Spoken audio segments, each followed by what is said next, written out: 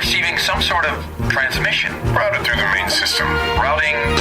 Looking to take a Disney vacation or cruise? Contact Kristen of MagicalJourneysVacations.com. Magical Journeys is an authorized Disney vacation planner. Kristen will get you the best price available and continue to search for deals until the day you travel, taking the worry out of planning your fantastic vacation. Kristen can help plan your dining reservations and answer any questions you may have. She'll even send you maps from the parks. So contact Kristen of Magical Journeys for your next cruise or Disney vacation. Contact Kristen of Magical Journeys at MagicalJourneysVacations.com. So what are you waiting for? Book today at MagicalJourneysVacations.com. Wow, that sounds great. I want to go. Well, you can't. Why not? Because we have to stay at our posts and keep rebel scum like him out. Book today at MagicalJourneysVacations.com. WDW After Dark. Now loading. WDW After Dark. WDW After Dark. Live and uncensored. Starring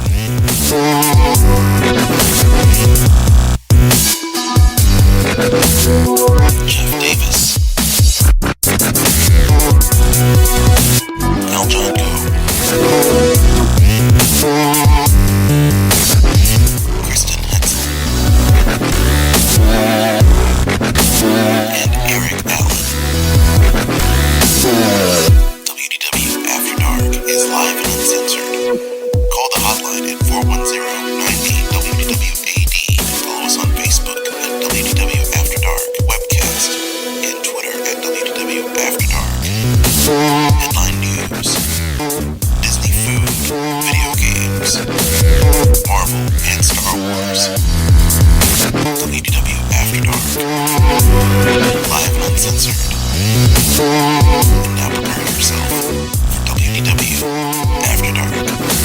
Welcome to another edition of WDW After Dark right here on YouTube for June the 30th, 2015. Also on iTunes, Stitcher Radio, tune in as well.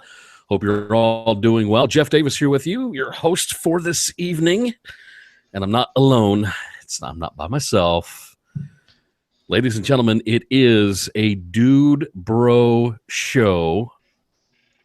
The fantastic Eric Allen is with me.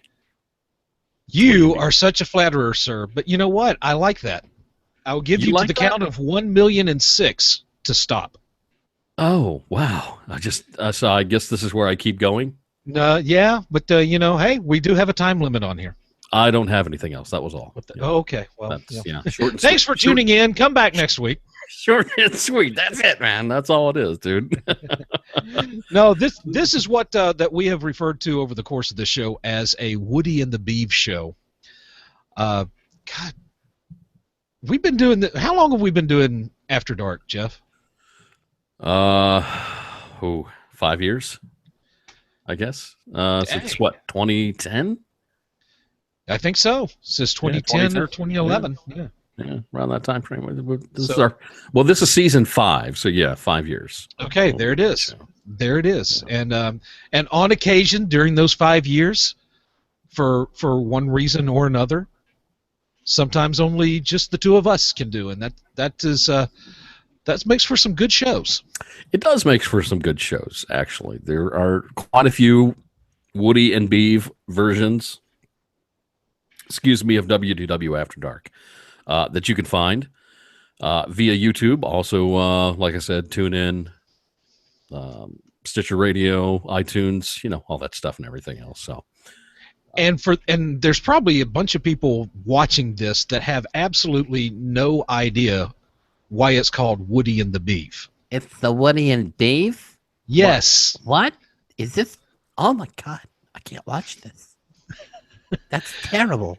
It does kind of have a less than wholesome connotation to it, I will admit. But I'm not going to say anything about this. You're opening up a door that I cannot enter right now, because if I do, I will not have this show. I won't have the show on SR. I won't have anything. So I'm just going to close that door. I'm going to put that little comment. I'm going to put it in this little bitty box. You see this box right here? I'm going to put it in that box, okay? Little box, fold it up. That box, okay? Put it in the pocket. I'm going to put this down here. There you go. There you go. Like underneath the chair. But the first show, the very first show that Jeff and I did together, Yeah. Jeff had a Woody doll from Toy Story. Oh, he's right over there. Yeah. Oh, he's right over there. Okay. Yeah. And so Woody was in the frame on his camera all night long. Yeah.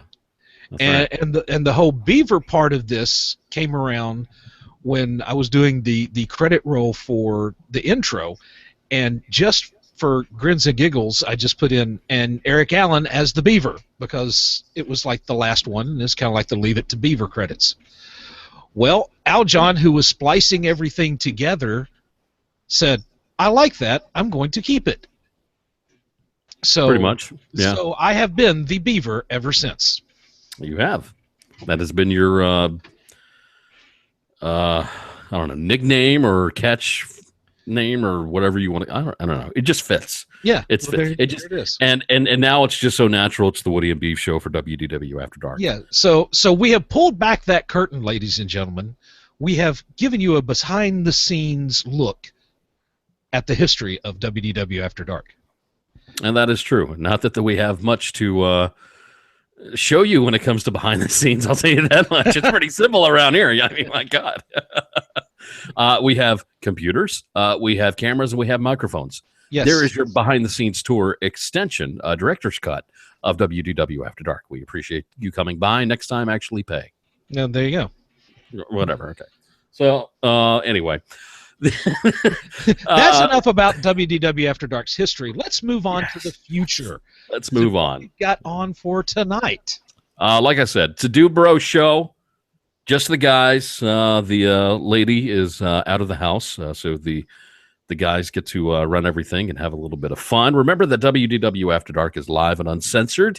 It is the adult Disney fan vidcast and podcast that you enjoy every single week, and we thank you for the opportunity to do it for you every single week, and we encourage you to keep coming back and watching and listening to the show. But when you do so, we'd like for you to do a couple of things, and this is where we do our house cleaning before we actually get to the show itself.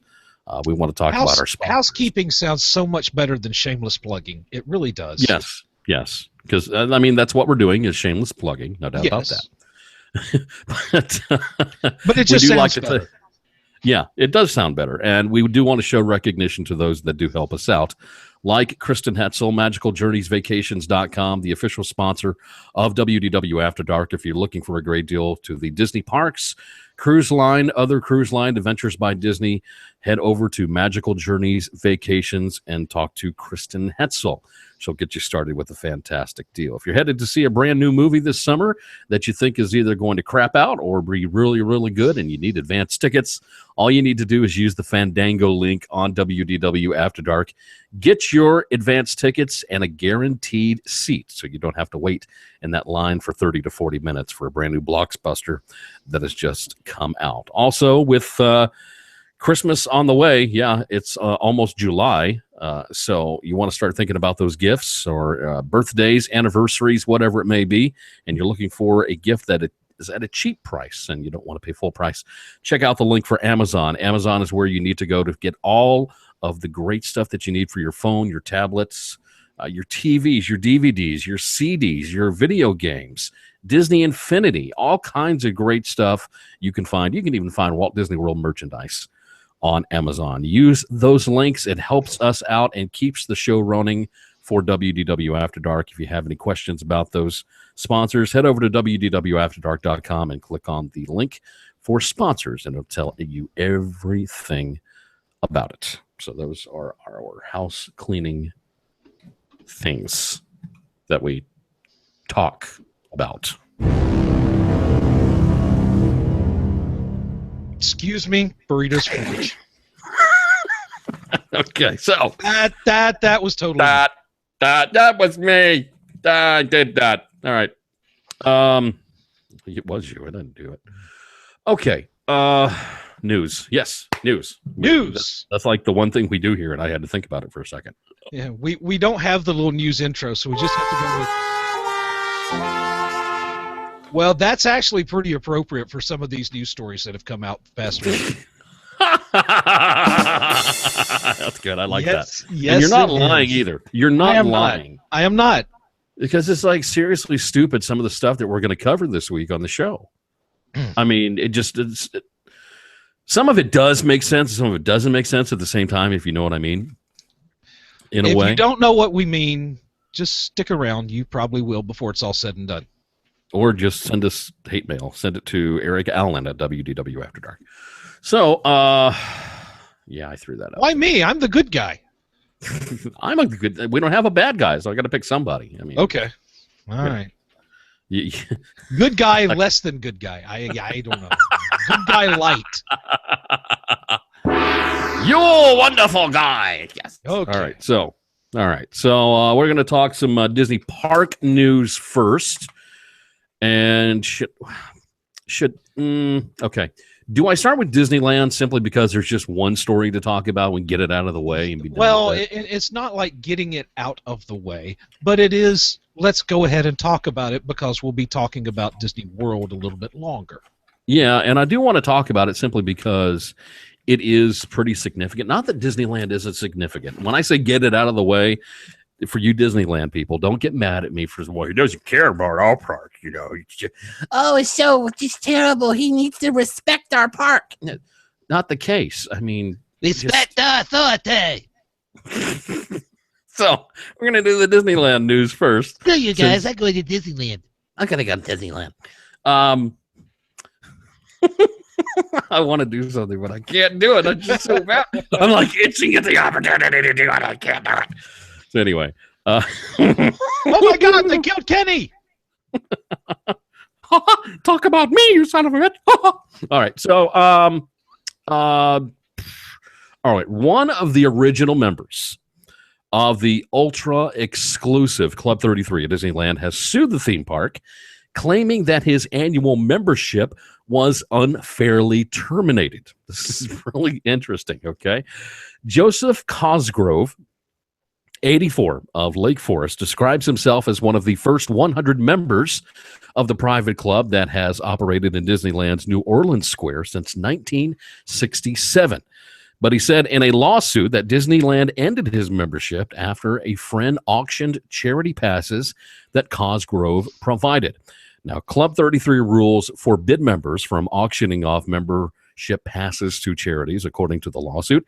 In the lawsuit filed in the Los Angeles Superior Court this past Monday, Cosgrove said he didn't realize that his friend had auctioned off the passes, but claims that Disneyland should have put his membership on temporary hold to give him time to appeal. Now, Okay, Susie Brown. Note this part because I'm going to come back to this. I need a pen. I need a pen. You said note, and I don't have a pen. What the crap? All right, we'll come back. Well, don't say the word note and not let me have sorry. a pen. Sorry. I'm so unprepared. Sorry. I'm so Sorry. unprepared. Note. No. N-O-T-E. All right. Note. I wrote it down. Okay. All right. All right. Well, all right. So we'll come back to that part. Okay. Yes. Susie Brown, spokesperson for Disneyland in the incident, said that this was not Cosgrove's very first offense. She said, quote, over the years, the Cosgroves repeatedly transferred and sold their membership privileges, which was a clear violation of membership rules. She also said, unfortunately, we were left with no other choice in order to preserve the integrity of the membership. Club 33 was conceived by Walt Disney as a place to entertain VIP.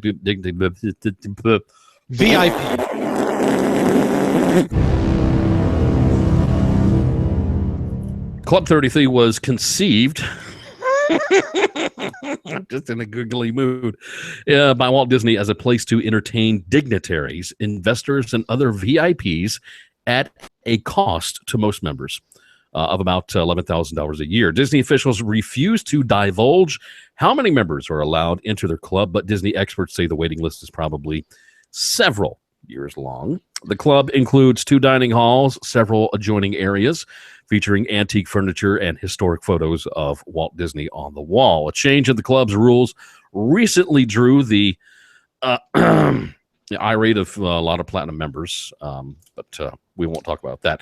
In the past, though, such members got extra 3 VIP cards that allowed friends of the members to access the park and the club. But Disneyland announced that starting in 2015, only the member and a spouse or domestic partner would have access to club benefits. Had to throw that in there.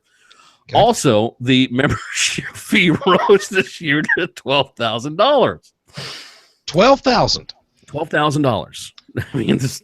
Oh my God! Yeah, it's like if you can afford 11,000, surely you can afford 12. What's another grand? You know, well, at this point, what is another? You know, just throw it in there. It's no big deal.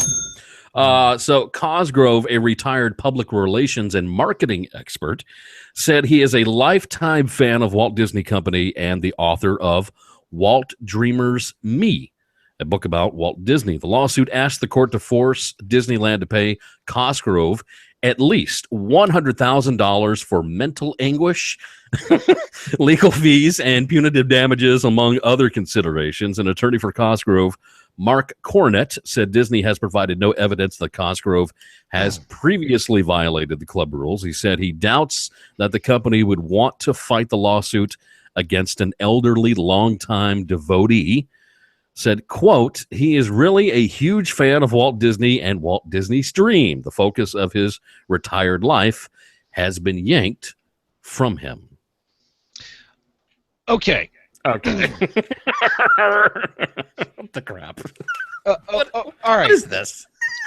You don't get to you don't get to retire from public relations and marketing and be a complete moron. Trust me, I have worked in marketing. Yeah. I have worked in advertising. There are some smart damn people. Yes. In that field. Not in this case. Well, my question is, yeah, how did he know?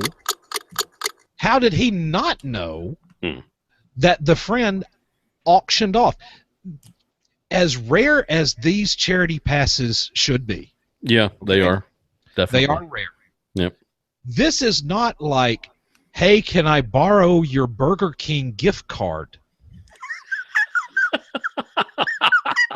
There's a little more to it than that. I mean, like, yo, Joe, can I have a couple of charity passes to Club 33? Not everybody gets that, you know. No, and my very, very first question, and a question that I would assume, this may be my mistake in assuming, but I would figure anybody with 2 brain cells to rub together is going to ask, what for? That's a good point. I like okay, that. So if you're not going to ask what these things that is like gold-plated toilet paper quality stuff. Did you just... I said gold-plated toilet paper. Wouldn't that something hurt? That is, well, it might be. I think that would really hurt.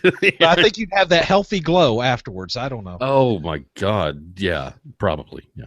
But something this important, if you're not going to ask what this is for, yeah, you don't deserve to have that membership. And where Disney says, well, this is not their first offense. And Joe's attorney is saying, oh, they haven't provided any evidence that they've previously done it. Yeah. All they got to do is send one email. Pull one email, says, hey, you violated the rules. I'm not educated on the whole, you know, pass made out of diamond and silver here, okay? Yeah. I don't know a lot about it. I'm not very educated on Club 33. Why? Because the chances of me ever walking in there are like slim and never. So I just don't pay attention very much to it. But I would think that these passes in today's technology are somewhat imprinted with your name on them. Yes. Okay. So when they're sold at auction, I guess I'd like the 33 passes, please, for $5,000, and they get it. And then they go up there and they scan it. If they say, oh, well, this belongs to Mr. Cosgrove here. Yeah, okay. Somebody call the management. This asshole's trying to do this again. It would make sense that they would document this type of stuff. Yeah. It's those passes are tied to him. It's like, sir, could you tell us where you got these passes? Oh, yeah, I won them in an auction that's provided by this Joe Cosgrove guy. So that's one of those ticket kiosks in the back there with the people, and they're doing the discount thing, and I got them from there. It's right next to the pressed penny machine. That's the one. Yeah, that's the one. I like that one. I'm not from here. So, I mean, it just... Excuse me, but whiny little... I mean, yes, they could settle. Disney, and they may want to settle, just say, all right, look, you've got your membership back. We're not paying you dick. But you're getting your membership back. Oh, that's good. Yeah, that's true. That's true. And if you don't want us to take you to court to countersue, you'll shut up and take it like a good boy. Where's the $100,000 coming from? I mean, it's obvious. He probably figures he'll live about another 8 years, so that's going to cover his membership till then. Like 8 years. Poor guy. Well, that's what it is. 12 times 8 is 96. So, if you're paying $12,000, or up until this year, it was $11,000 every single year. Okay. Mm-hmm. Why do you need $100,000? You obviously have got money stashed away because you can throw out $11,000, $12,000 every single year to be a member of this club. Yes. Just do a regular settlement with Disney if that's the case. Get your membership back and go on about your way. Or if you're a repeat offender and you've already screwed up 3 or 4 times, get the hell out of the way and give somebody else an opportunity who's on that long waiting list to become a member. Yeah, I think let me move up a spot or two. Yeah. Yeah, that's the funniest part of the whole show because, we know I'm never going to be on that list. True. Yeah. I won't either. Don't feel bad. That's all right. It's okay. It's all right. We're all right with that. We're okay. Yeah, we're fine. Because Club 33 is not on the dining plan. No, it is not.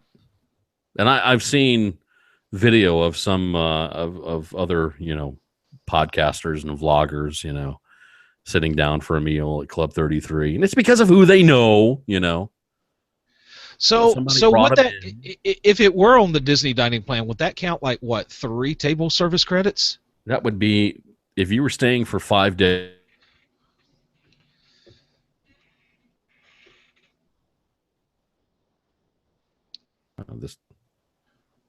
I cut out for a second, didn't I? Okay.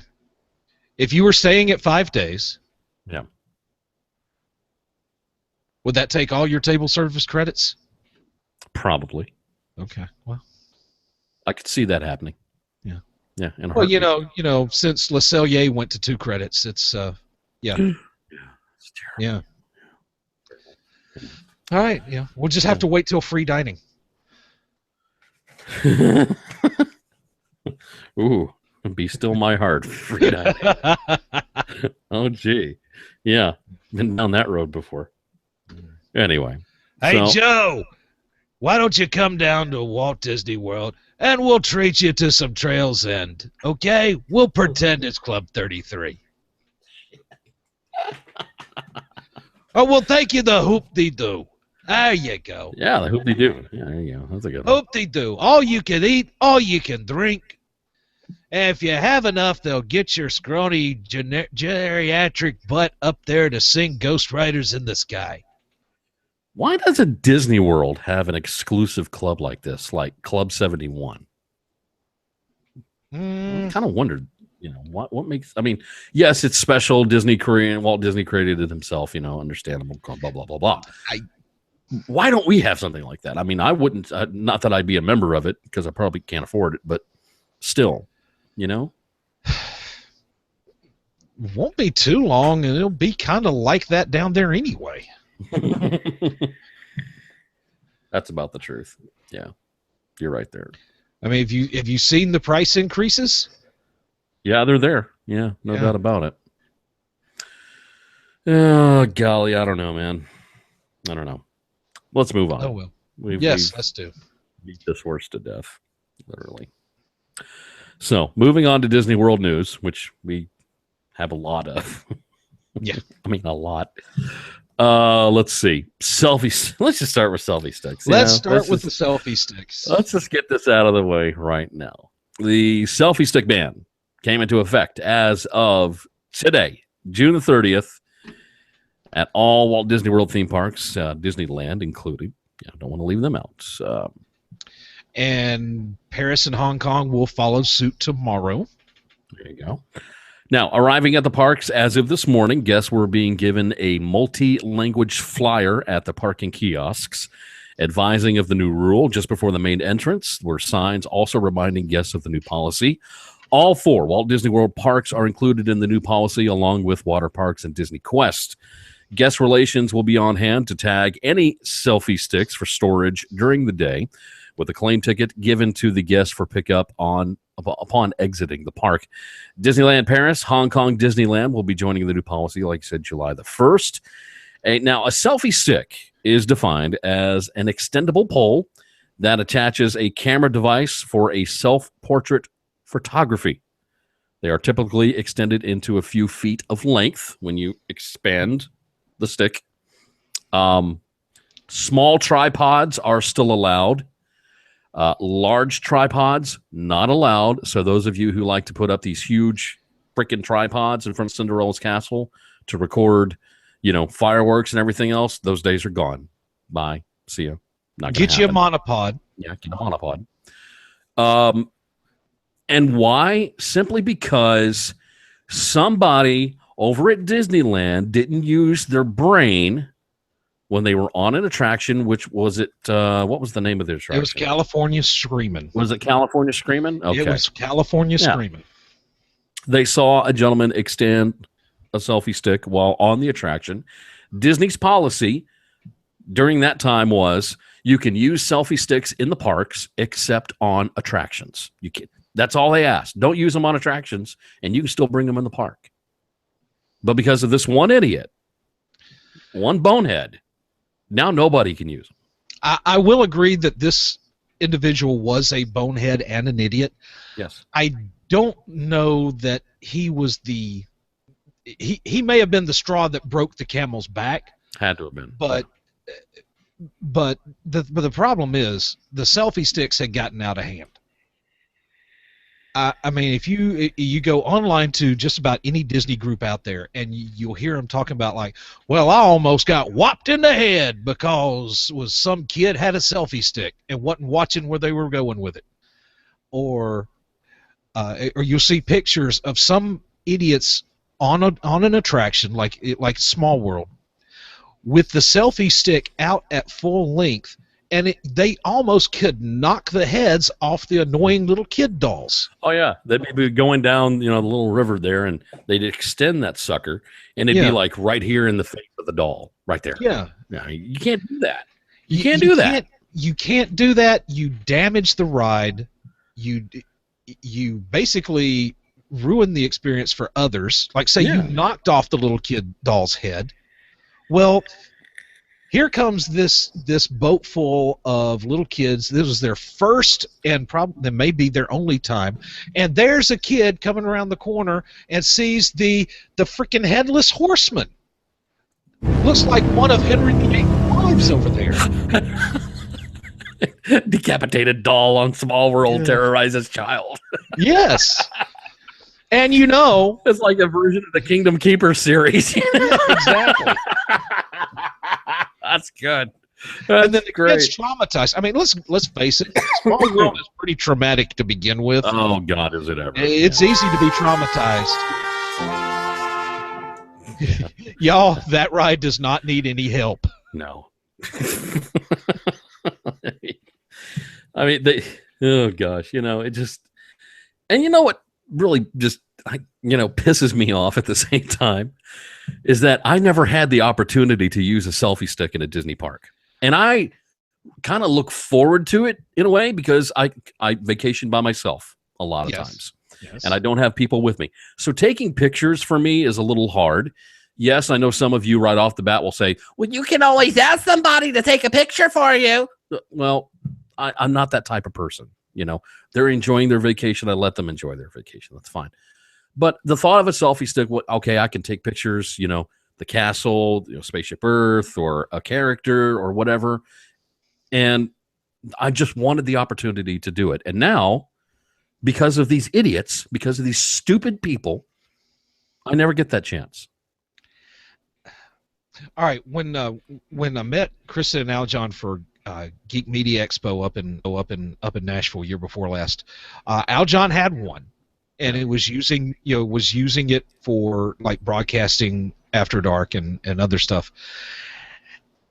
He did have the courtesy to where he did not have it fully extended. It was out just far enough to get a good shot. Mm-hmm. And I do believe that if people had just been considerate and been courteous with it, we wouldn't be having this problem. No, we wouldn't. Now, am I going to be that person who goes and buys a mini tripod to get an extra 8 or 9 inches out of the shot? No.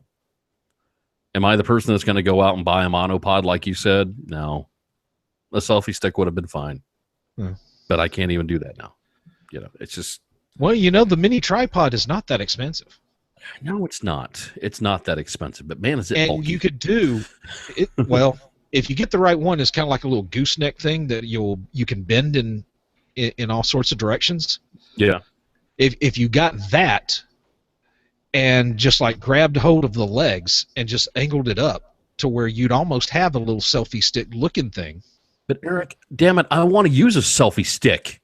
Oh, fine. I don't want the alternative. Go to freaking Universal then.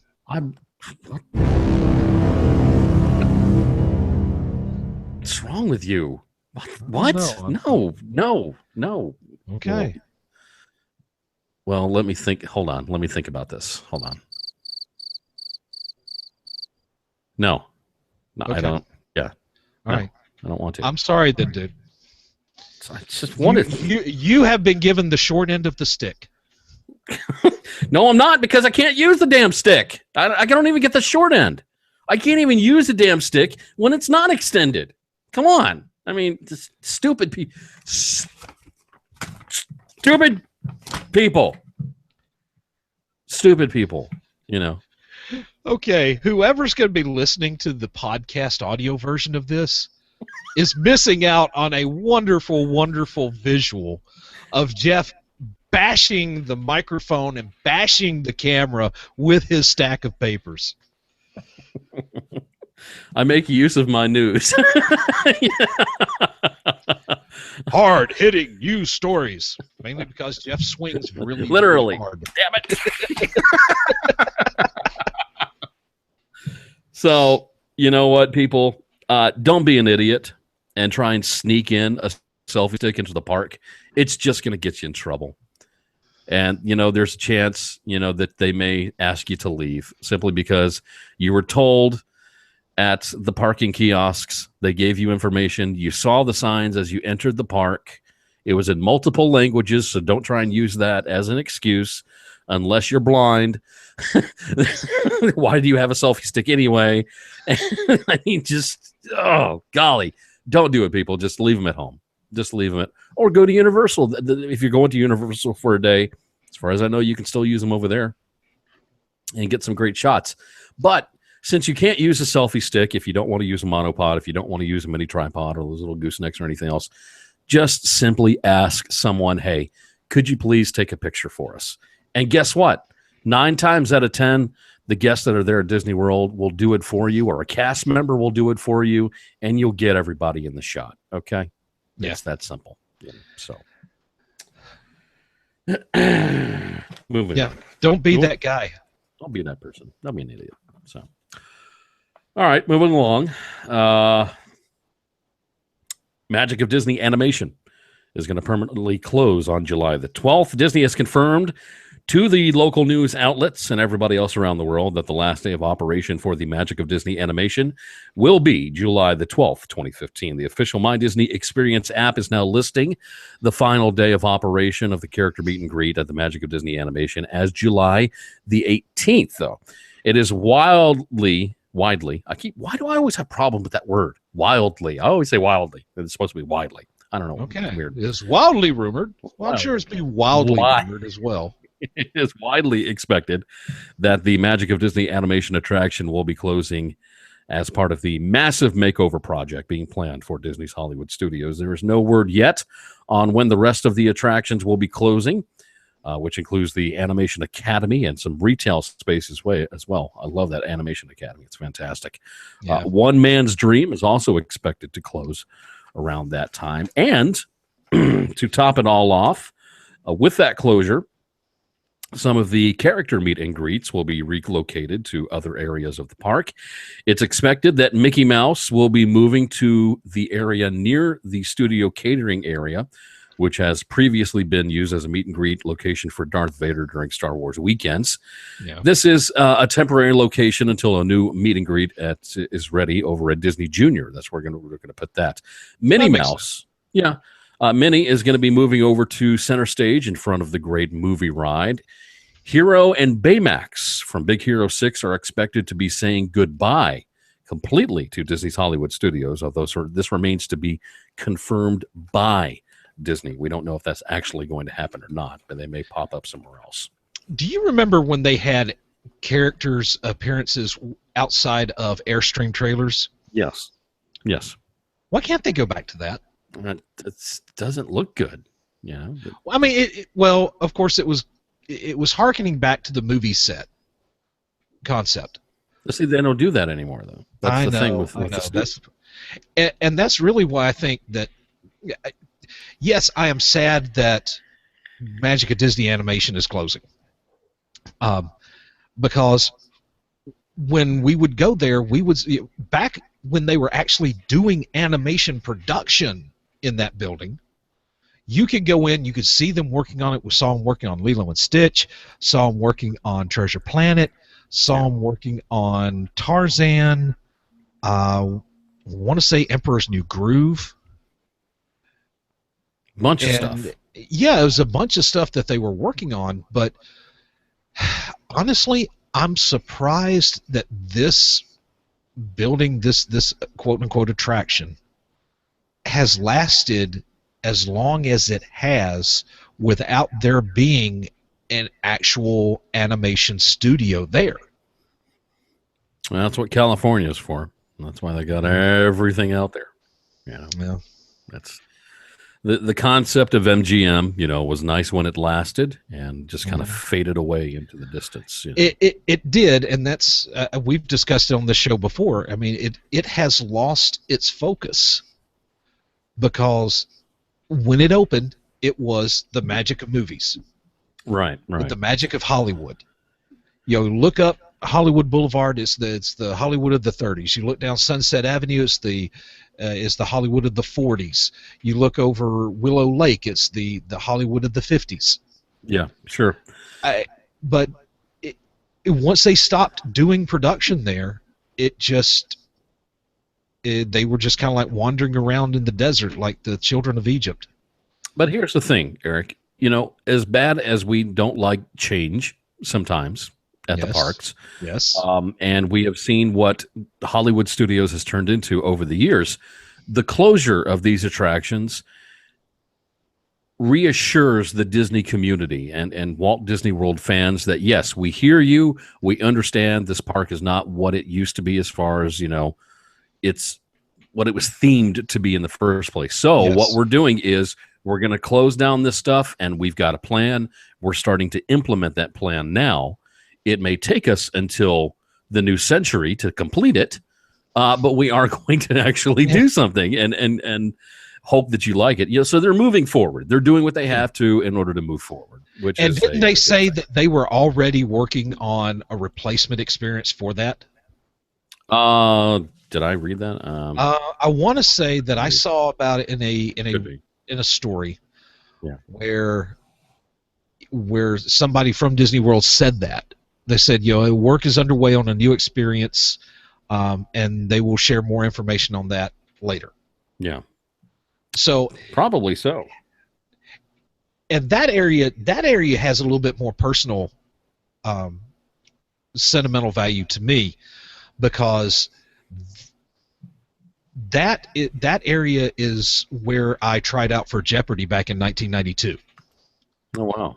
Yeah. Yeah, because it was for the college tournament, and I was at Auburn at the time, and I drove up to Atlanta, flew down to Orlando the morning of the test, and got my day pass there, and the auditorium where we took the test and did the tryouts was, if you're standing at the front door of the Magic of Animation, the front door's right in front of you. It was off to the left. Yeah. Off to the left, past the restrooms, that sort of thing. So that is one of the areas that I actually remember. Is one of the few attractions that I got to go through, because after the tryouts, they said, well, hey, enjoy your day at the parks. I had about 2 hours left. Yeah.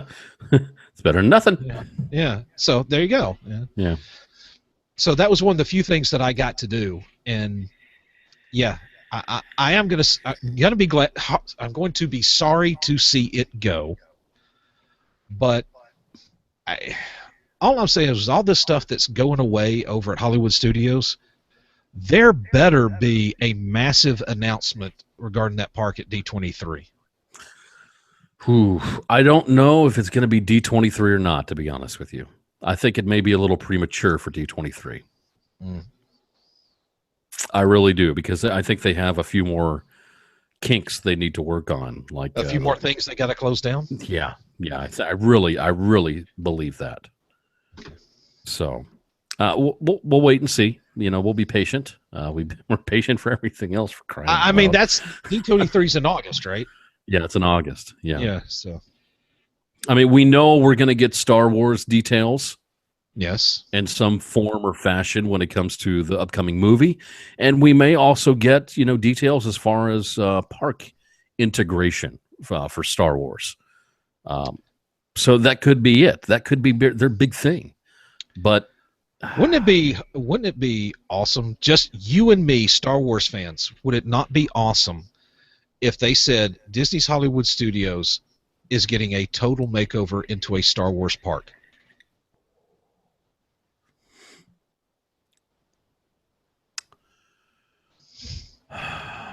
Golly. I don't know, man. You could incorporate things like the Great Movie Ride. Yeah, into it, but there's some things that I don't want to touch at Hollywood Studios. Like? Tower of Terror. Oh, that's true. That's a point. That's Rock a point. and Roller Coaster. Great Movie Ride. I mean, you could, but it's there. Yeah. But I mean, those two are pretty big, draws at the park, and it's not like you can just move them. Yeah, that's true. So, but it would still be cool at the same time. Yeah, this is going to be known as blah blah blah Star Wars only. Yeah, but we do have the Tower of Terror here at Star Wars Land. Yeah, there you go. We'll just retheme it to the elevator shaft where Vader throws the Emperor down. Right. Emperor Palpatine is, using his Force lightning on you as you go up and down the shaft, or something. Yeah, that would be neat. But personally, I think any Star Wars park tie-ins it's going to be like Cars Land. It's like Cars Land at California Adventure. You're going to see Star Wars Land out at Hollywood Studios. Yeah, you're going to see that. I think that is the hey, you guys in California got Cars Land, okay? Yeah. So when they say, all these different changes are going to be happening at Disney's Hollywood Studios, and this is all the stuff Star Wars, don't bitch and moan. Okay? Don't. Because you guys have a lot of other things that we do not have. A lot. So I don't think you should have the same stuff at every park. No, you shouldn't. You shouldn't. Some stuff, yes, classic. You have to have both. Understandable. And even the rides that the attractions that are duplicated are not 100% duplicated for the most part. No. The two Space Mountains are different, and that's good. The two Pirates of the Caribbean are good. The two Haunted Mansions, that's good. The Winnie the Pooh ride is different at both places. I mean, they're not exact clones. Yeah. We lost Mr. Toad. They kept Mr. Toad. Yes. Type things. And that just happens. So yes. Whatever they decide to do with Disney's Hollywood Studios, we'll watch very closely and see what they come up with. And maybe some of that information will be released at D23. We'll just have to wait and see, right? Mm.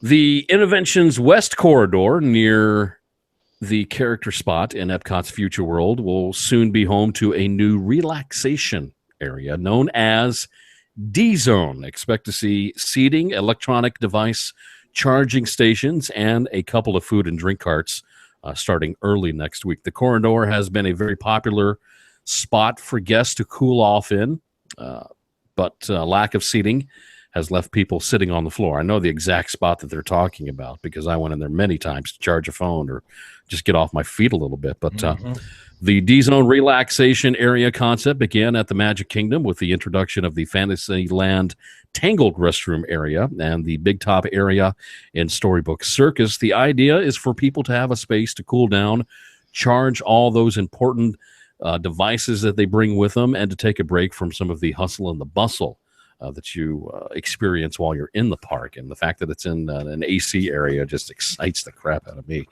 especially with the heat that Orlando is dealing with this year. So makes sense. So this is the area of Interventions with it's on the side of the land, right? Yeah, if you go, you got the character spot and everything. Yeah. Hold on. Let me get my bearings here. Like you walk in under Spaceship Earth, you're standing in front of the fountain. Mm-hmm. Mouse gear is to your left. And so Fountain View, Starbucks character spot is to your right. Right. Okay. Dude, I will normally give props to Disney for thinking about that, to try to take care of the guests and all that. But really, in this case, it's really just a case of acknowledging that people are using that area left, right, and center. I mean,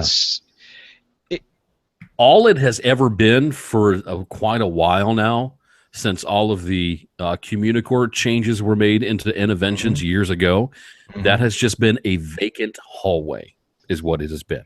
There's been nothing back there. Well, there have been occasions where they've had meet and greets with characters.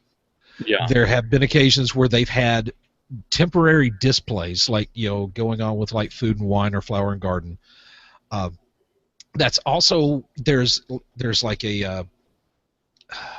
there's a room inside there. It's like a I don't want to say it's a convention room or like a gallery, or it's a big multi-purpose space. Yeah. And they had a basically an Epcot history exhibit in there for a while. Yeah. Like where you could like see the original excruciating polyester costumes of Torment that the cast members wore when the park first opened. Yeah. It's needed. This is a much needed thing for people to enjoy. No doubt about it. Yes. So be looking forward to that next time I head over there. Let's stick around at Epcot for just a second. According to Disney's Fast Pass Plus, Captain EO will be returning to Epcot on July the 19th, 2015. FastPass Plus availability for Captain EO is now available on the My Disney Experience app for dates from July 19th onward. Captain EO has been absent since April, first for an extended movie trailer of Tomorrowland, fantastic movie, by the way, and currently for Inside Out. The long-term future of Captain EO is in doubt, with a makeover of the entire Imagination Pavilion expected. Some had questioned if Captain EO will return at all once the movie previews were completed, but its inclusion in the FastPass Plus app would suggest otherwise, at least for the short term. If you're going to retheme that entire area, why not save a little bit on the power bill for that building and just shut everything down? Use it for food and wine, for culinary movies or something, whatever. There is no reason whatsoever to bring back Captain EO. It's like I've said before.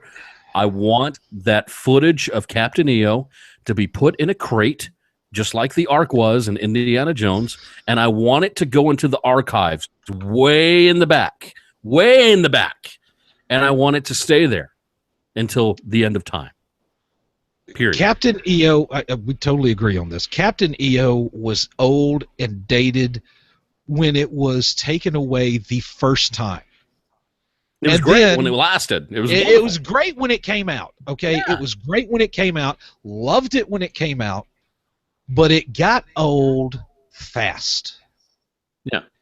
And there was a reason that Disney pulled it in the first place.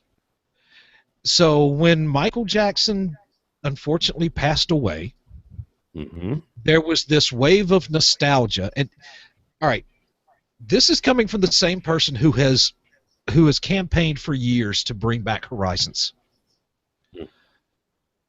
I am coming to the conclusion that Disney nostalgia is a dangerous thing. It is. It is. It is a dangerous thing because look what you do. You clamor for Captain EO to come back. Okay, Captain EO has come back because of nostalgia and it's a tribute to Michael Jackson. Well, yeah, fine. Crap. You could probably get to know everybody at a single performance on a first name basis because there's only about a dozen of you. Yeah. You clamor for the original Enchanted Tiki Room to come back because we can't stand Iago. It's just not a proper overlay. Okay, so Crap. God throws you a bone and burns up the Tiki Room and gives Disney a perfect excuse to restore it to its original condition. Now, again, how many people are actually going through this? I'm sorry, I called Disney because I really love Michael Jackson and I really want to see Captain EO again, and I don't like watching it on YouTube because it's not in 3D, so you need to bring it back for as long as possible. That's what Disney heard, I guarantee it. Yeah, that's what Disney heard. And you know what they hear now when Captain EO runs? That's a fact. That's a fact. You know what Disney hears at the Enchanted Tiki Room now? Yeah. I mean, we gripe and moan, sometimes rightly, about an attraction going away. Right. But on the occasions where attractions have come back, Disney fans have not followed through on the love that they promised when trying to get it back. So it scares me when we say, and I've been guilty of this too, when we say we want Dreamfinder back in Imagination, or we want Horizons back, or we want Maelstrom back. Well, the reason we want Maelstrom back is because we cannot stand frickin' Elsa. But it scares me. Yes, would I go? Yes, I would. I would go back and I would ride Horizons religiously. I would ride Maelstrom religiously. I that was one of the things that we would pretty much hit every trip. Whoa, dude! You don't have to say Maelstrom. It's okay. You don't have to do that. It's okay. but I don't think Oh. the crowd would. No, they wouldn't. So as much as we gripe and complain about how great the parks were back in the olden days, change must happen, and more often than not, it's a good thing. Yeah. For all we know, this thing could be around for 6 months and be gone again. Do we dare hope? Yeah, I don't know about that. Yeah. Okay. It's Disney we're talking about. That's true. Don't get ahead of yourself and try and hope for something like that. Yeah, I know. Some people will be really happy about it, and others will just kind of bypass it like most of everybody else does. Like we usually do now. Yeah.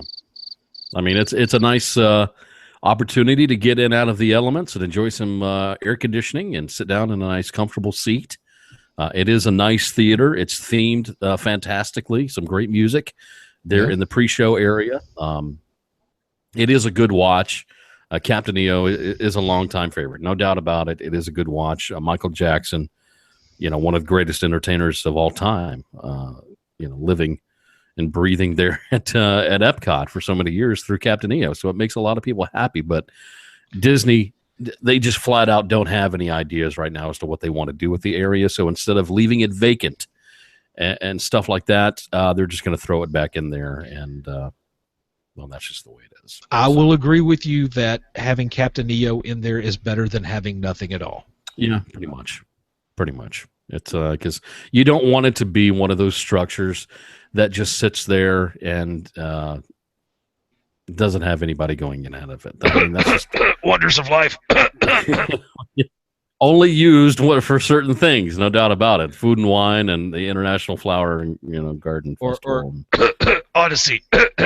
Yeah, I remember. Gosh, Odyssey. I remember taking naps there as a kid. I remember eating there when it was an actual restaurant. Yeah, so do I. Yeah, years ago.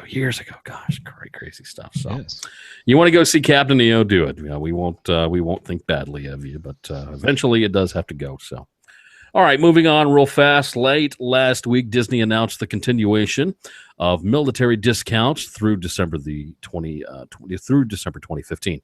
Room rates. The Disney Armed Forces Salute offers Disney Resort rooms and tickets at Walt Disney World. Qualified personnel may book up to a maximum of 3 rooms at a time during the period of the Disney Armed Forces Salute. This discount may be used as many times as you'd like during the offer period. You get 40% off deluxe room, 35% off moderates and Fort Wilderness Caverns, and 30% off value resorts, including Art of Animation, except the Little Mermaid rooms. The number of rooms and room types at these rates are very limited.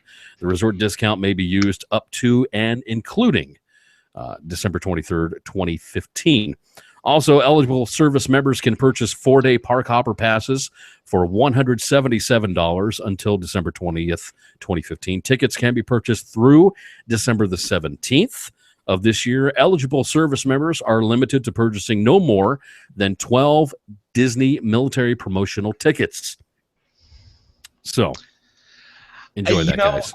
I'm telling you, the Nemo and Little Mermaid sections of Art of Animation you should get a discount if you're in the Navy.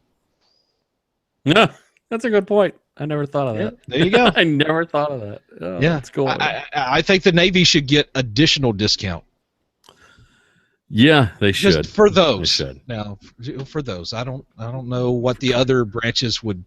If they did one, if they'd had a planes, then you'd let the Air Force have that. But I mean, they're out to sea for 9 to 10 months at a time. I mean, come on, give me a break. Yeah. I've been there. I know what it's like. All you see is water all the time, and the same people over and over again. God. Hey, honey, I'm back from staring at the ocean for about the better part of a year. Let's go to Disneyland. Where are we going to stay? Oh, we're going to stay in the Little Mermaid room. As in under the sea. Water. Yes. Under the ocean? Yes. Like the ocean I've been staring at for the better part of a freaking year? Yes. Can we move over to the cars with the desert? Please?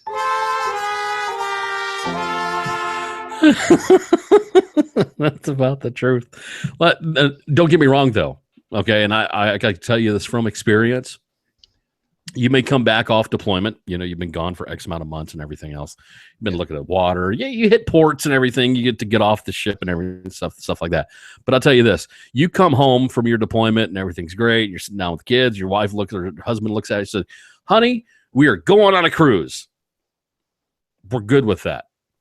And I'll tell you why. One, I don't have to wake up at 0400. Got it. Two, the food is actually edible. Yes. 3, I don't have to stand watch at 1 o'clock in the morning up on the bridge. Okay. 4, I can sleep in as long as I want. 5, my list can go on and on and on as to why it's okay. But you know what? Bravo to Disney for extending something like this. Yes. I think it should be like that every year. I don't think, there should be any exceptions whatsoever. In my humble opinion, this promotion should be available from day one to the end of the year, every year, all the time for our military servicemen and women, no matter what. It shouldn't be a promotion. It should be a permanent. It should be a permanent thing. It should not be. I agree. Well, I guess I'll extend it a little while. No, it needs to be in effect 365 days out of the year. Period. The end. That's just, as a veteran, that's how I look at it. I know what those guys go through. I know a family vacation to Disney means so much to them.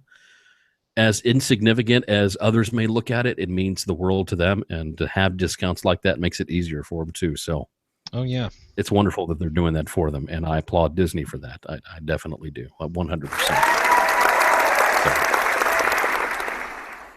So. Okay. I would like you to make it available for veterans. Just, maybe like a 5% discount. Yeah, that'd be nice. Not just active. That would be nice. If they did that, I may actually stand a chance of getting my dad down there. Well, I still can stay over at the Shades of Green resort there on Disney property, considering I am a government employee. I work for the DOD. And because of that, I am still able to use that resort if I want to, based on my pay scale as being a civilian with the government. But I don't qualify for the park hopper passes and stuff like that and everything else. I have to buy regular tickets like everybody else who's not in the military. But don't get me wrong, Shades of Green is a fantastic resort, and it's beautiful.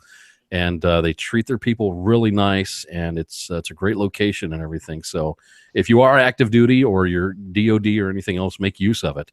And your regular Disney resort's not available, use that as a second option instead of staying off property, because you can still use Shades of Green transportation, which will take you back and forth to the parks, downtown Disney, and everything else. So just kind of throw that out there for you, just in case. So, all right, one more story for me, and then we'll get to Eric's story real quick, okay?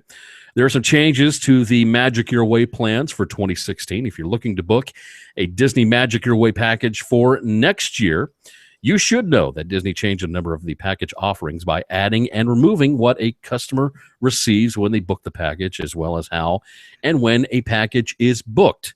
Now, additions to the package: mini golf vouchers increase from 2 to 4 players at Fantasia Gardens or Winter Summerland. The vouchers must still be used before 4 p.m. Disney added 4 vouchers for a one-day admission to the ESPN Wide World of Sports complex. Removal from the packages: the arcade game card, which was 100 points per card, gone. Dining discounts at Bongos, Fulton's Crab House, and Paradiso 37, gone. Children's Activity Center discount, gone. Disney Tours discount, gone. DisneyQuest admission vouchers, gone. We know why. Recreation discounts for horseback riding, guided bass fishing, also marina rentals, spa salon service discounts, all that stuff gone from the package, no longer available. You won't get that stuff. So they're taking away more than they're adding on this stuff right here. Disney also changed booking terms for the Magic Your Way package. They can be booked up to 1 day in advance, both online and by phone. A $200 deposit is now required compared to a one-night stay with room-only reservations, and the final payment is due 30 days before arrival. This used to be 45 days. Packages can be canceled without penalty 31 days before arrival. A $200 fee will be charged to anyone canceling the packages 30 to 2 days before arrival. A one-day cancellation means no refund to the person who booked the trip. So you can get all of those information specifics, as far as package stuff with Kristen, Magical Journeys Vacations at magicaljourneysvacations.com when it comes to all that The stuff. deadlines do not bother me on this. No, it don't bother me. But Yeah. the fact that they're taking away more than what they're adding in, that does bother me. Yeah. Because it seems like between this and the changes to the dining plan and some other things that have just gone before it, Yeah. you're seeing diminishing value for what you're paying for. Yeah. At Disney. Disney is offering less and less value for more money, essentially. Right. Yep. I mean, it's almost like purchasing an Apple product. You're paying more for the same stuff or less. So I just put a little zinger in there, but that's okay. That's because we're both Samsung people. Yeah, but that's true. That's a good point. That's a very good point. Yeah. It bothers me that you're not getting the same value for what you used to. That is true. And I don't see that trend ending. I kind of look at this also as Disney taking away these certain things because I think they may have researched and found out that a lot of times all of these discounts that they're putting into the packages, people are not using. People were not going to DisneyQuest. They weren't doing the horseback riding, or they weren't going to the marina, or these other, different tours or restaurants or anything else. They weren't taking advantage of it. That was one of the things I always did when I got a hold of my package before my vacation, is I looked through that voucher book to see every little thing that was offered that I pay for. That's why I was able to go to DisneyQuest last time I was at Walt Disney World. I saw that voucher in there. I went, crap, yeah, I'm going. Are you kidding me? Video games all day? I'm there. But if you don't make use of this type of stuff when Disney offers it, there's a good chance they may not offer it again because they were, people were just kind of tossing them off to the side. I don't want to play mini golf. I can't argue with that. I really can't. So, because I gotta confess here, we never did mini golf. I have yet to do mini golf myself. We've kind of wanted to, but at the same time, it's been like, well, we found other things to do.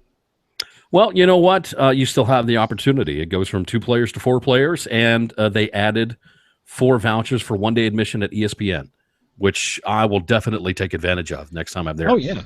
If I've got a voucher for that place, I will make an extra day just to go check out that place because I've never been there before. So that's a fantastic addition. I love that. So, I guess we should take away from this. Everybody, if you get vouchers with your package, freaking use them. Use them, people. Use them. Use them. Use them or lose them. Now remember, this is for the 2016 packages. Mm-hmm. All these changes, have not implemented into 2015. But people are planning their 2016 trips already. Yeah, they are. People are planning 2017 trips already. Yeah. So, yeah. All right. I did have one more story that I forgot about. Okay. And we recently talked about this because it was just a recent addition. Yeah. And now it's gone, apparently. On June 16th, just a short time ago, Disney rolled out a unique treat at Zuri's Sweet Shop, located in the Harambe Market over Disney's Animal Kingdom Park. The treats resembled animal poop and gained a lot of attention from fans and critics alike. While the Disney animal poop looked objectionable, They were actually tasty treats that some guests were taking a liking to, apparently. But it turns out that some guests are not really ready for poop treats that taste delicious, apparently. While Disney has failed to release a formal statement, the rumor is that the animal poop has been removed because of guests' complaints. Now, the poop treats retailed for $3.99 a serving, which is really cheap, and came in 4 flavors: giraffe, elephant, tamarind, and hippo. It's very unique. The giraffe dung was a rolled fudge brownie with a fresh caramel, while the elephant poo was a chocolate peanut butter fudge with rolled oats and a yellow coconut flakes. This is great. And the tamarind poop was made of pretzel pearls coated in peanut butter fudge, and the hippo Poop pearls. And the hippo version was chocolate fudge brownie with peanut butter. So some people have stated, an insider did state, that the poop could return in the future. But as of today, for stuff that I have read on social media, there is plenty of poop to go around over there in the marketplace if you're still wanting some, because they have not been pulled from the shelf. People are still buying it, and it's selling out simply because of what they need. What they need is the guy from Seinfeld going up behind the counter and going, "No poop for you." You get no poop. I will say this though, I am. Look, I know there are people out there that like the idea, that think it's fun, think it's hilarious, but really, Disney can do far better in the something new department than shit.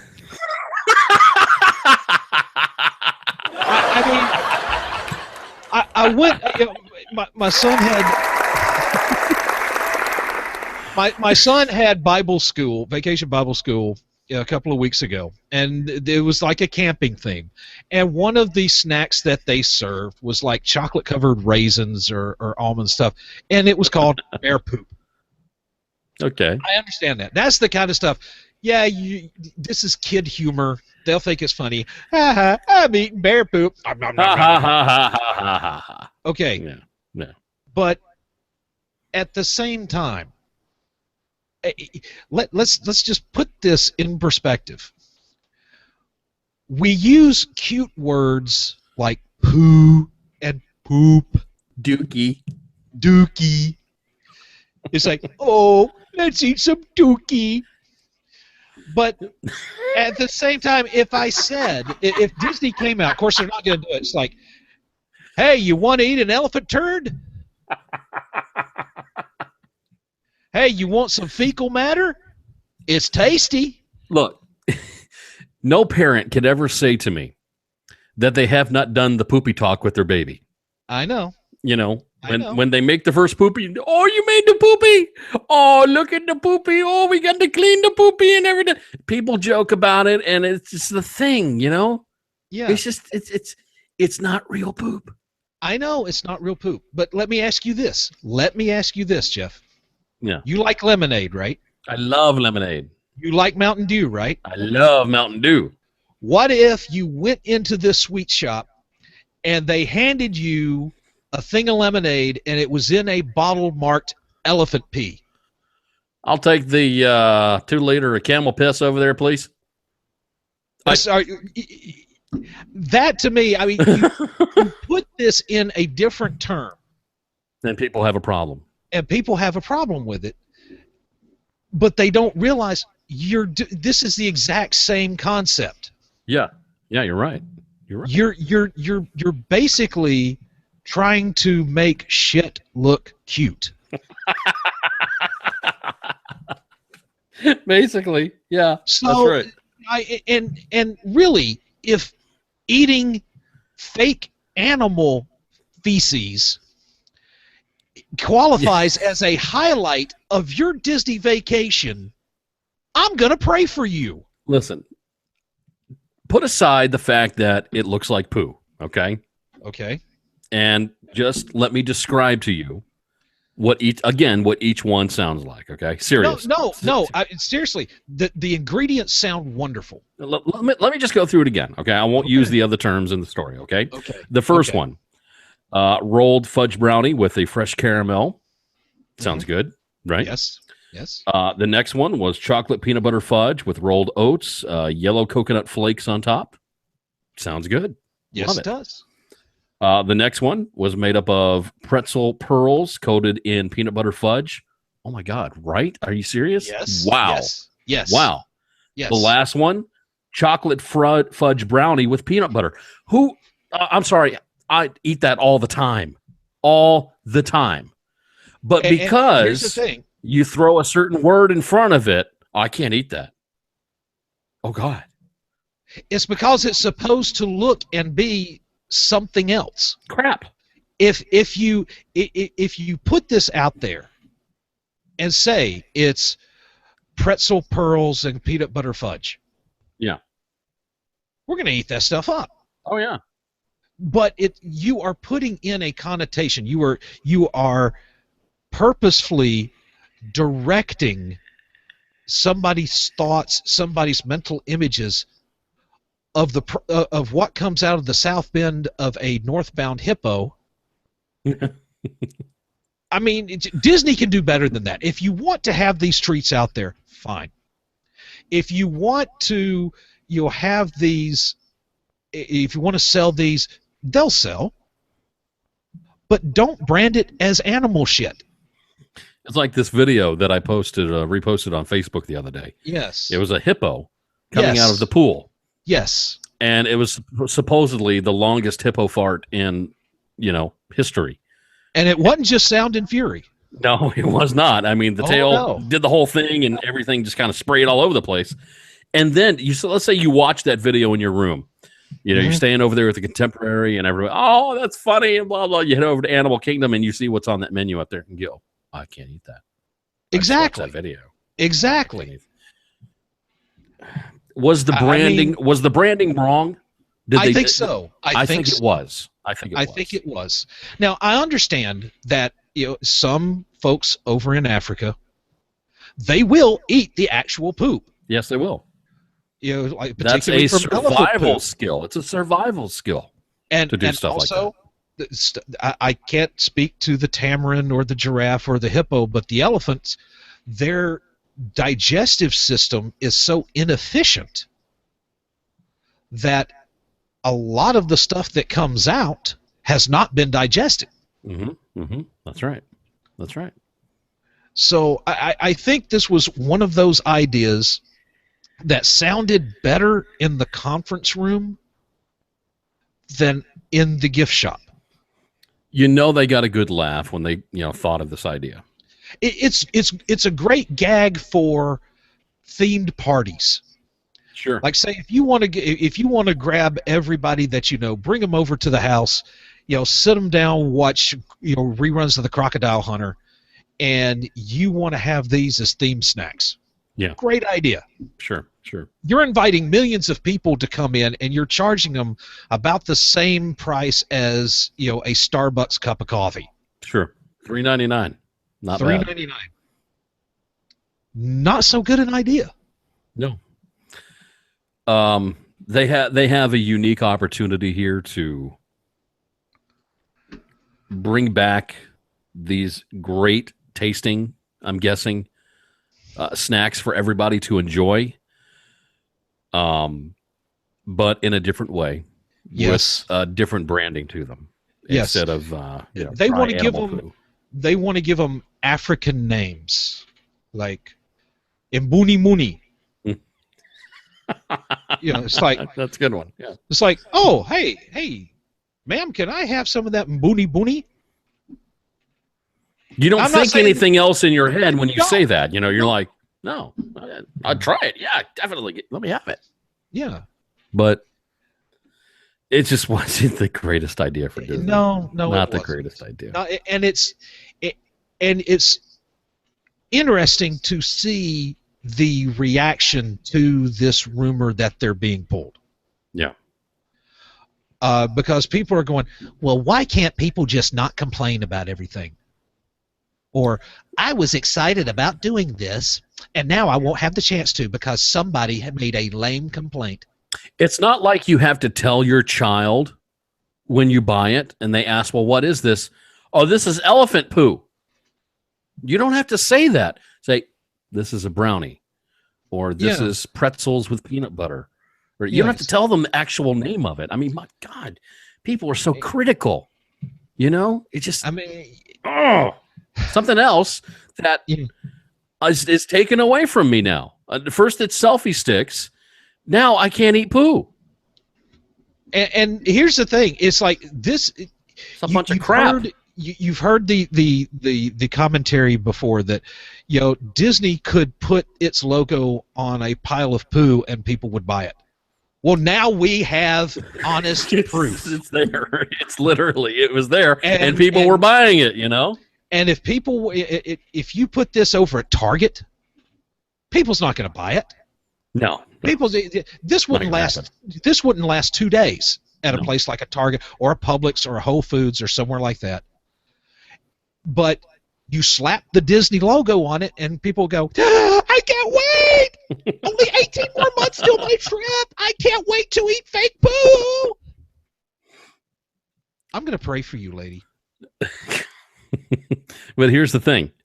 As of today, poo is still being served, and it's selling out. Why? Because it's about to be gone. There you go. So, do you remember the Character Breakfast podcast skit with Uncle Sorcerer and the couple that's going to eat breakfast at Crystal Palace? Yes, I remember. Yeah. With the whole running poo joke? Yes, I remember that. I saw this news story, and that's just what went through my head. Good old days. Yeah. Good old days. Somebody actually on social media about a week or so ago, they're like, bring back the Character Breakfast podcast. I'm like, oh, man. Can't do it. Yeah, Can't do it. I miss that thing too. But, hey, we've got After Dark. That's why we have After Dark. That's why this is here. It's not exactly the same, but, we still we do our best to entertain. I could do my Uncle Sorcerer impression if you want, but it's still not going to be the same. No, not going to be the same. I'm done, Eric. I know you got a story. Okay, actually got two stories. Okay. Just one of them is just a quick update.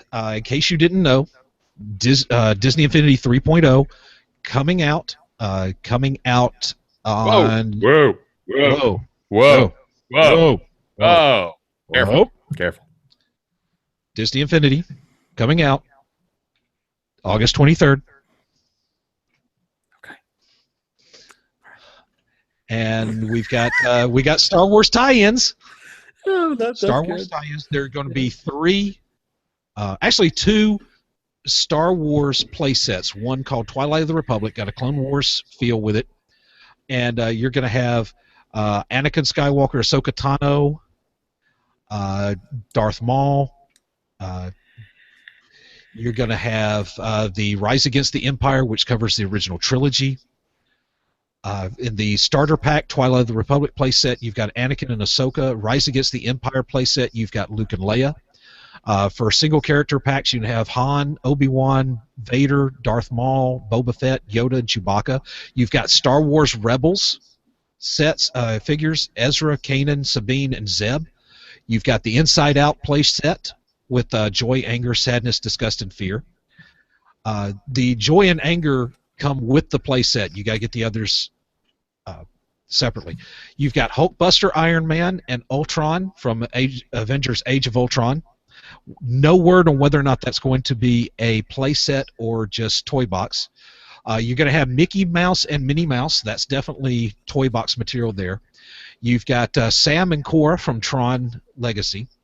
You're going to have Mulan. You're going to have Olaf. So Olaf can finally join Anna and Elsa in Disney Infinity Toy Box.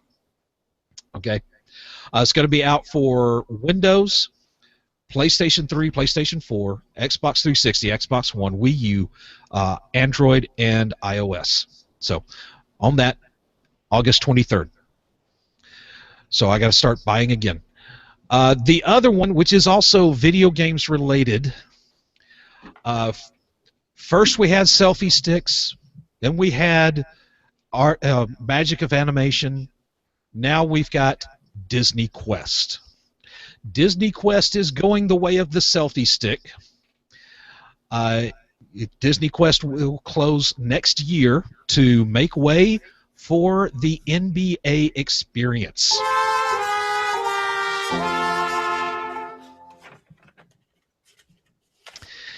Yes. Unfortunately, DisneyQuest had potential but never seemed really to live up to it.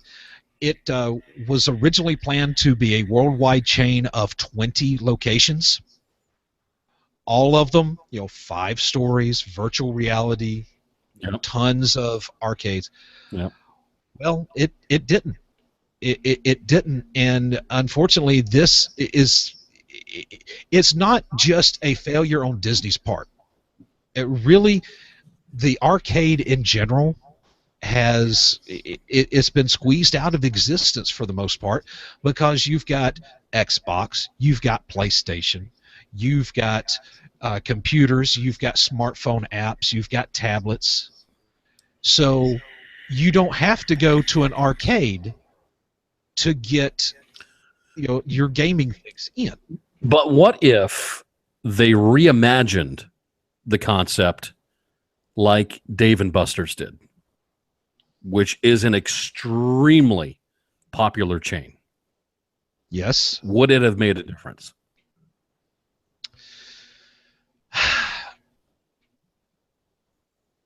It might,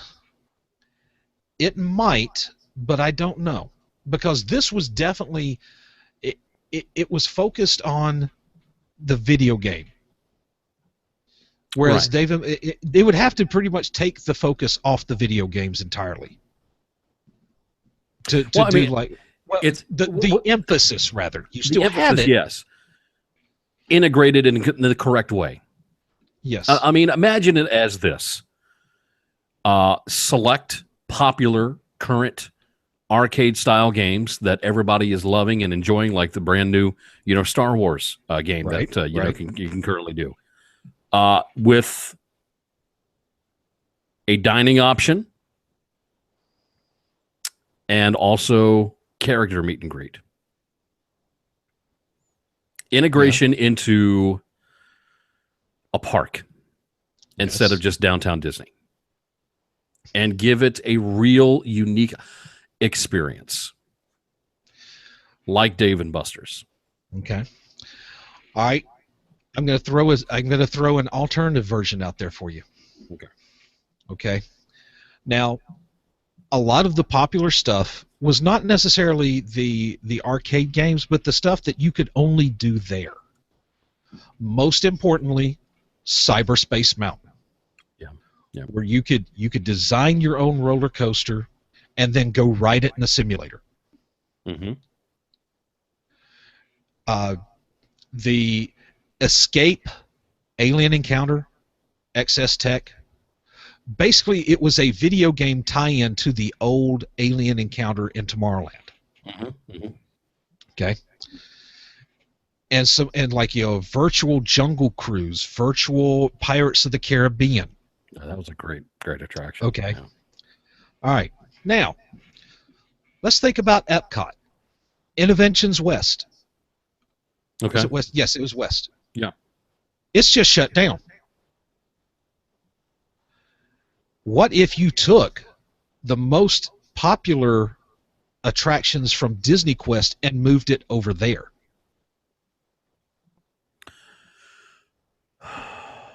The only problem I see with that is the financial gain. What little there was that they were getting from DisneyQuest, you don't get by putting it in that area, because people were paying to play the games. Well, the reason that I'm saying this is, if you remember, over on the other side, you have the Sum of All Thrills presented by Raytheon. Basically, Cyberspace Mountain, right? It is essentially the same thing on a robot arm. Yeah. Now, if you were to rebrand Cyberspace Mountain to something similar, Like, say, if you could put it over there by Mission Space, you may have to put it in there instead of Some of All Thrills or somewhere near to it. Yeah. But Yeah. if you made it like a Mission Space tie-in, Mm-hmm. where you could choose the different planets of the solar system, and there would be different, challenges to work out for each one. Yeah. I mean, really, there's a lot of virtual reality type attractions that are in Future World already. You got Some of All Thrills. What is Soarin'? Soarin' is a simulator. VR is making a comeback Mm-hmm. in a big way. Mission Space simulator. Yeah. I do believe that there is a possibility. At this point in time, you're not going to be able to recoup the financial revenue from DisneyQuest. Yeah. I mean, not as DisneyQuest. Again, going back to the arcades are pretty much out of style. Mm-hmm. Mm-hmm. So you bring that stuff, you bring the most popular stuff here. Well, what if people are going to Epcot and are excited about going to Epcot, and more people go to Epcot because there's another reason to go. Yeah, sure. So if you have some people that come to Epcot that maybe wouldn't stay as long, Mm-hmm. there's a recoup there. And then, NBA experience. I'm going to confess here, I have zero interest in basketball. Just so they know, that's what's replacing Yes, DisneyQuest. Yeah. the NBA experience. The NBA experience, which was at Universal City Walk, or that is closing, it is moving to Downtown Disney. And it is moving into the DisneyQuest location. I have no real problem with that. If the things that we enjoyed about DisneyQuest are available somewhere else. It's the wrong area for it.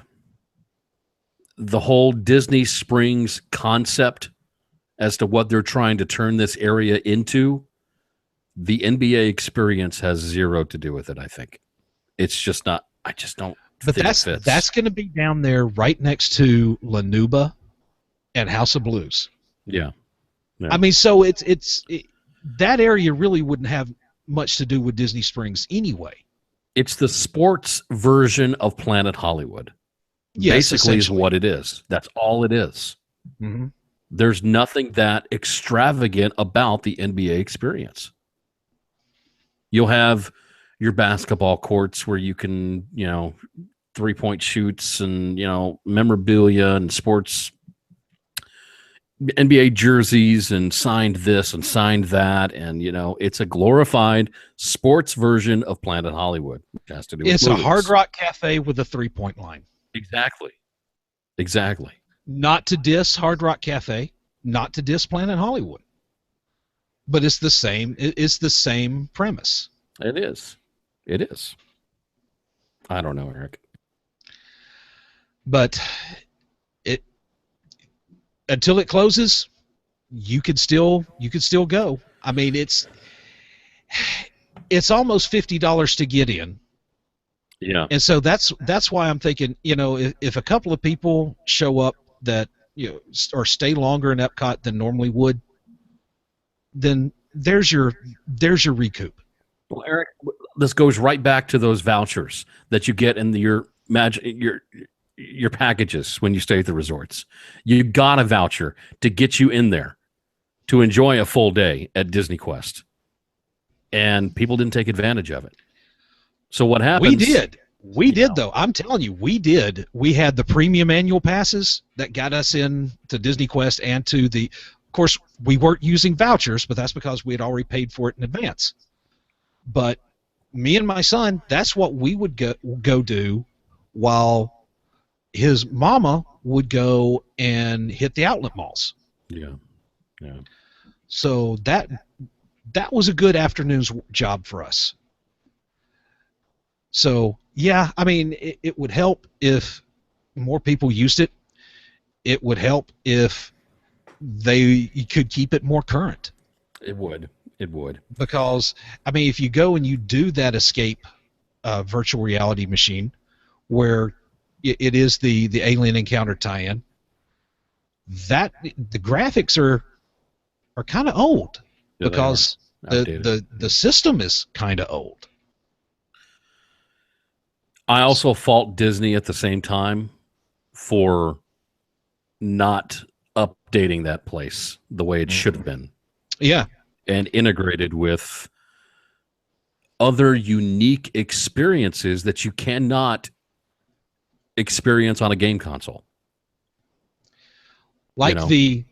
the Cyberspace Mountain, the virtual jungle cruise, the Magic Carpets of Aladdin, which that was virtual reality. That was virtual. That was neat. Yeah, but it was old technology though. Yes. They needed to integrate these new technologies that have started popping up. Mm-hmm. And incorporating them into the now they've done it with a few of their arcade games, Mm-hmm. not all of them. I mean, in popular stuff that you would play on your phone, like the Fruit Slash thing, whatever it's Fruit called. Ninja. Fruit Ninja, thank you, and some other things that you would enjoy on your mobile device, but now you can enjoy it life size. Mm-hmm. You know, they did integrate those, but they didn't catch on. You know what people were playing? People were playing Centipede. People were playing Pac-Man. Mm-hmm.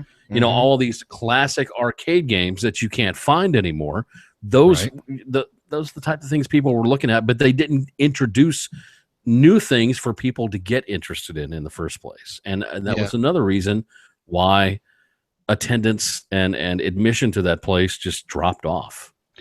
Well, also, the problem with keeping DisneyQuest current is similar with the way of keeping Tomorrowland current. Yeah. Because the future keeps turning into the present, and it never seems to be exactly what you think.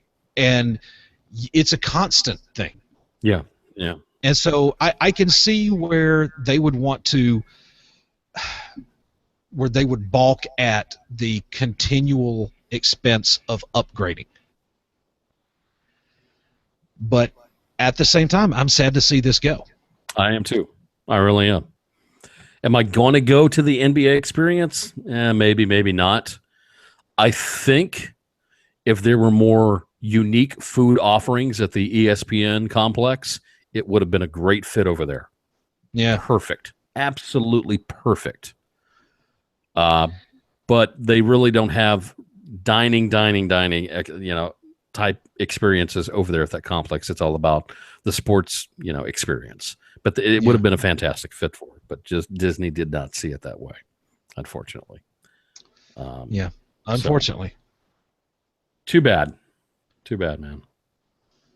Is that all you got? That's it. All right. Those are the top headlines when it comes to the Disney parks currently here on WDW After Dark. As we wrap up the show, I want to remind you once again to check out our sponsors over at WDWAfterdark.com, MagicalJourneysVacations.com, Fandango, Amazon, and all the other stuff. Check those out over on the websites. And we definitely appreciate you watching the show. And if you're listening to the show, we appreciate that as well. If you're listening on iTunes, we definitely want you to subscribe to the show. Give us that 5-star rating. It only helps us to get the show out there and lets people know that you do enjoy it, and you encourage them to listen as well. You can hear the show also on Stitcher Radio and TuneIn. And then, of course, for those of you watching here on YouTube, we do appreciate you subscribing to the channel. We'd like to see those thumbs up, buttons hit. And we do like to see those comments. If you do want to comment on something that we have talked about during the show, we do check that before every single show to make sure that if you did have a comment, we can talk about it and everything. Follow the show on Twitter at WDW After Dark is where you can find that. There's also a page that you can like over on Facebook. So a lot of different ways to get in contact with us. You have a comment or you have a show suggestion, a question about your upcoming Walt Disney World vacation. We do love to see those. Ask us a question. We will definitely answer it for you. We've got a fantastic travel expert who will answer all of your questions here on the show if you do have any. So we encourage you to do that too. We'd like to interact with you guys, so give us the opportunity and give us something, anything. I don't care what it is. Just a little interaction. That'd be nice. I'm just going to throw that out there for you. So, Eric, we always do this every single week. Let people know where they can find you on the internet, where they can listen to you and everything else. Well, for general Disney shenanigans, it would be finding me online at Sorcom Review on Twitter or Facebook.com/Sorcom Review. For Mighty Marvel Geeks and other general sci-fi fantasy shenanigans, it would be at Uncle Servo on Twitter. All right. Fantastic. Thank you very much. Appreciate that. You can find me on Twitter at DW_60, or you can follow me on my personal one at Jeff Davis _75. Both can be followed on Periscope as well. I do enjoy a little bit of periscoping every now and then. So if a big news story, breaks or anything else, I'll jump on Periscope to talk with everybody and my followers about that. So I'd love to have you on there as well. You can listen to me on Sorcerer Radio on Thursday mornings, DW60 at 8 a.m. Eastern Time, and a replay that evening at 7 p.m. Eastern Time. So that's where you can do all the stuff with me. Eric, anything else before we close out? No, I think that's it. Dude, bro, appreciate the time you've taken this evening out of your busy schedule to join me once again for another Woody and Beeve show. It was fun. My pleasure. We always have a good time. Always. Yes, we do. And we will do it again. Maybe next week, though, we'll have Kristen and Aljon back. They're doing a little family thing this evening, so that's why they weren't here tonight. But you can listen to Kristen and Aljon on Sorcerer Radio. WDW Tiki Room show is every single Friday morning, 8 a.m. Eastern Time. You can follow them at WDW Tiki Room over on Twitter, and also at Jedi Mouseketeer and all that other stuff. So just contact them for all their information. You can find out that information over at WDWAfterDark.com as well. Until then, we'll have a safe week, a safe 4th of July. Hope that you all stay safe during that time. Do not do crazy things with fireworks during the weekend, please, people. I mean, that's so many people get hurt during this time of the year, doing stupid stuff with fireworks. So don't do that. We encourage that. Be safe, and but we like to say in the military, safety is paramount, and it's definitely that when it comes to big holidays like that. Be careful on the road if you're traveling or anything else. But we will see you again next week for another edition of WDW After Dark. Until then, take care, enjoy the week, and we'll see you later.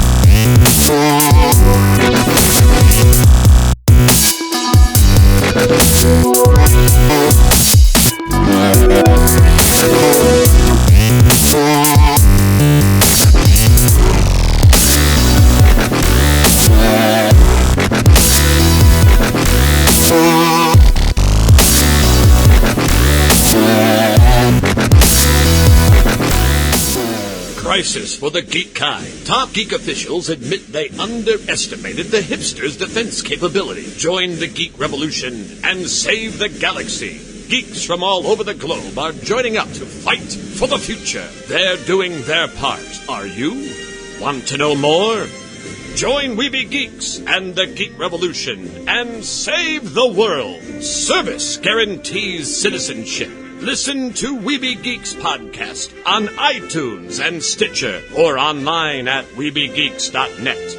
Weeby Geeks, your voice for the Geek Revolution. Want to know more?